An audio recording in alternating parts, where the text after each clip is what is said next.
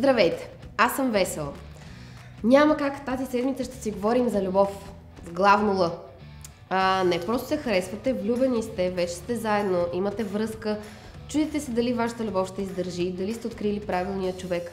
В Love Guide сме ви приготвили 8 признака, които май дават отговор на всичко това.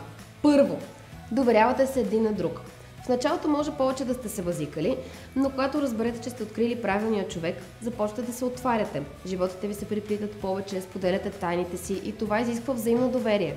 Доверието държи връзките здрави. Без него те се разпадат. Ако сте открили правилния партньор, доверието е основата, върху която е изградена връзката ви. Общувате. Когато си с човек, за когото наистина те е грижа, ти го изслушваш. За теб е важно какво има да каже. Не чакаш да свърши да говори, за да може на свой ред ти да кажеш нещо. Общуването с партньора трябва да е честно и открито, основано на доверие. Трябва да се чувствате свободни да се обърнете с проблем към другия по всяко време и да не се страхувате да говорите за важните неща. Трябва да общувате помежду си с внимание и загриженост и да не се критикувате и съдите. Откровени сте един с друг.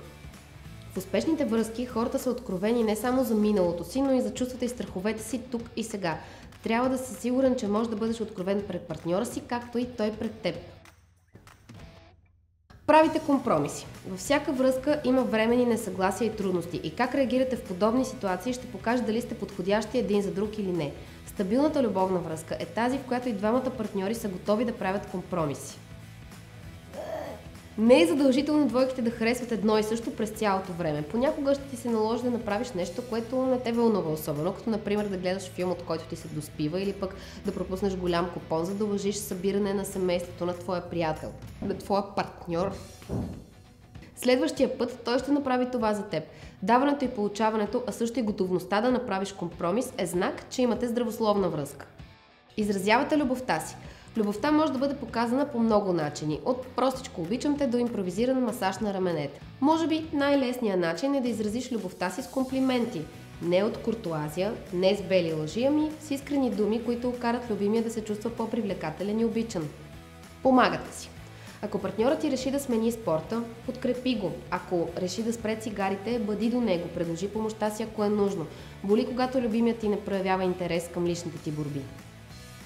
В любовната връзка постиженията на другия се изживяват като лични постижения и вдъхновяват и двамата да бъдат по-добри. Правилният партньор няма да ти пречи, а ще ти помага и ще те подкрепя. Имате време един за друг и оставяте време само за себе си. Без значение колко сте ангажирани, връзката ви трябва да е с голям приоритет.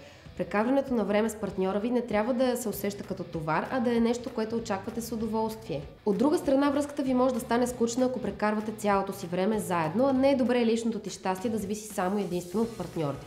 Вместо това, позволи му да разполага с времето и пространството, от които се нуждае и никога не се скъпи за времето, което прекарва с близките и приятелите си. Поддържането на малко независимост един от друг ще помогне на връзката ви да израсте здрава.